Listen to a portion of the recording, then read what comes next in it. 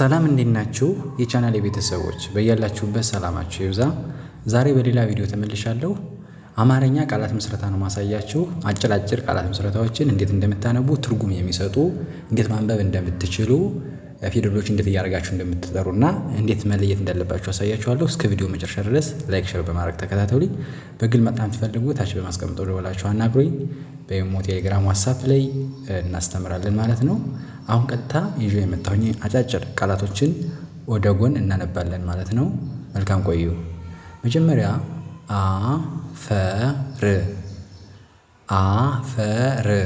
አፈር ይላል ማለት ነው።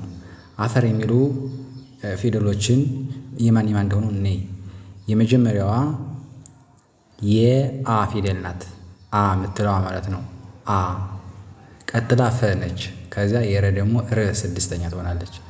የመጀመሪያ ድምጾች ቅጥላት ምንም የሌላቸው ወጥ ሲሆኑ ሌሎቹ ግን በቅጥላት በእግራቸው እና በፊደሎቹ አጻጻፍ መለየት አለባቸው።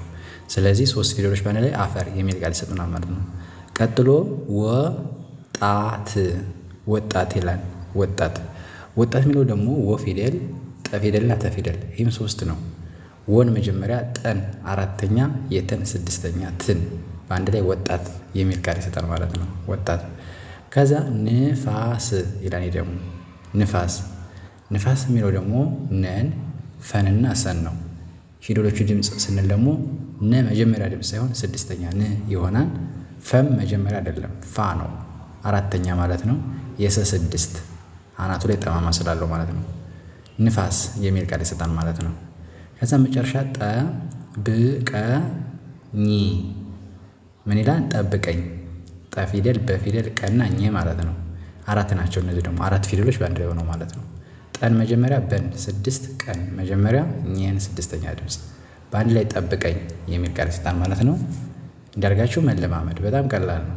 መጀመሪያው አፈር፣ ከዛ ወጣት፣ ከዛ ንፋስ፣ ከዛ ጠብቀኝ የሚሉ የተለያዩ ትርጉም የሚሰጡ ቃላቶችን አነበብን ማለት ነው በመጀመሪያ። ቀጥሎ ደግሞ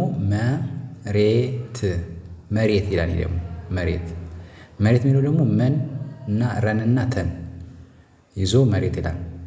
በመጀመሪያ ረ አምስተኛ ነች ቀለበት ሲኖራት ማለት ነው። የተ ስድስት መሬት ይላል። ከዛ ሰማይ ይላል። ደግሞ ሰማይ ሰንና መን የየን ፊደል ማለት ነው። በአንድ ላይ ሰማይ ይላል። ሶስት ናቸው እነዚህ። መጀመሪያ አራት የየ ፊደል ስድስት በአንድ ላይ ሰማይ የሚል ቃል ይሰጣል ማለት ነው።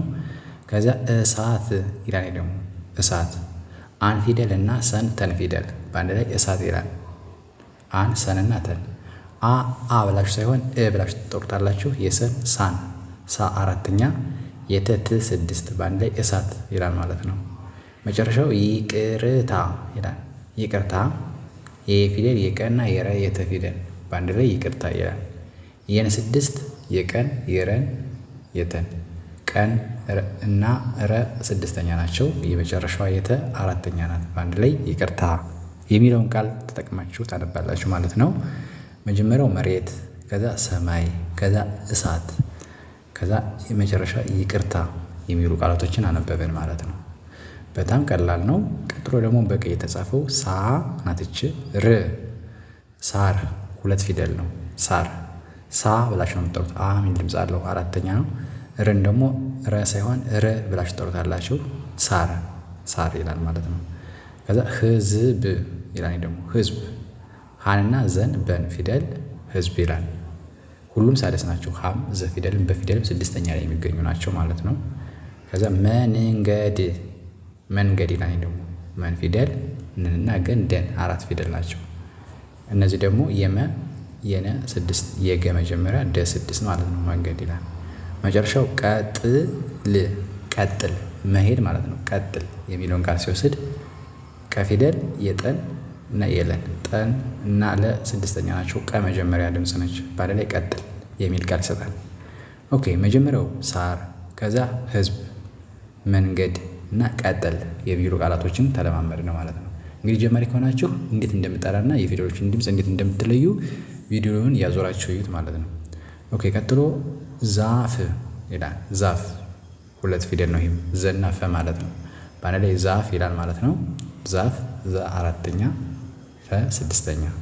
ከዛ ዝናብ ይላል። ደግሞ ዝናብ ዘ 6 ነ 4 በ6 ዝናብ ይላል። ከዛ በረዶ ይላል ደግሞ በረዶ በፊደል ረ ፊደልና ደ መጨረሻዋ ማለት ነው። በረዶ የሚል ቃል ይሰጣል። በረዶ የሚል ቃል ይሰጣል። መጨረሻው እባክህ አንድን ሰው የሆነ ነገር ስትለምኑት እባክህ እንደዚህ አድርግልኝ ወይም እባክህ ስጠኝ ብላችሁ ስትናገሩ እባክህ የምትለዋ ቃል ትሆናለች ማለት ነው። 4 ናት። 4 ፊደሎች ናቸው። የአ የበ የከና የሃ ማለት ነው። አ ፊደል 6ኛ ድምፅ በ4 ከ6 6ኛ ድምፅ ነው። እባክህ ይላል ማለት ነው። ያደርጋችሁ ማንበብ ዛፍ፣ ዝናብ፣ በረዶ፣ እባክህ የሚሉ የተለያዩ ትርጉም የሚሰጡ ቃላቶችን አነበብን። ኦኬ ቀጥሎ ኮ ናትች መጨረሻዋ ከመልሳ ማለት ነው። ብ ሁለቶችም የከ ናቸው። በአንድ ላይ ኮከብ ይላል።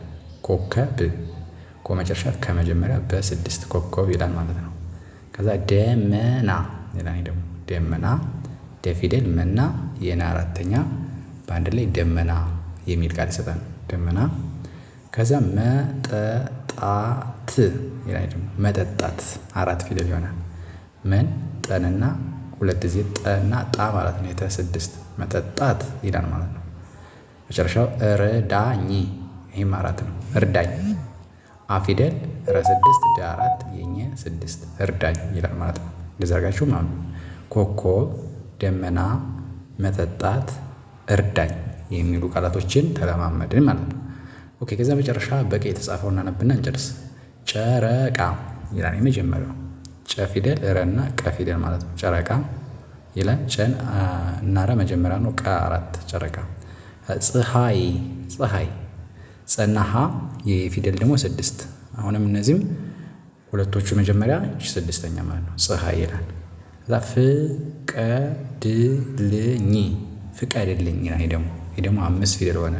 ፍቀድልኝ የሚለው 5 ነው። ፈን ቀን ደን ለንና ኘን ፊደል ፈን 6 ቀን መጀመሪያ ደና ለ የኘም ሁሉም ከቀውጭ ሌሎቹ 6ኛ ድምፅ ይሆናሉ ማለት ነው።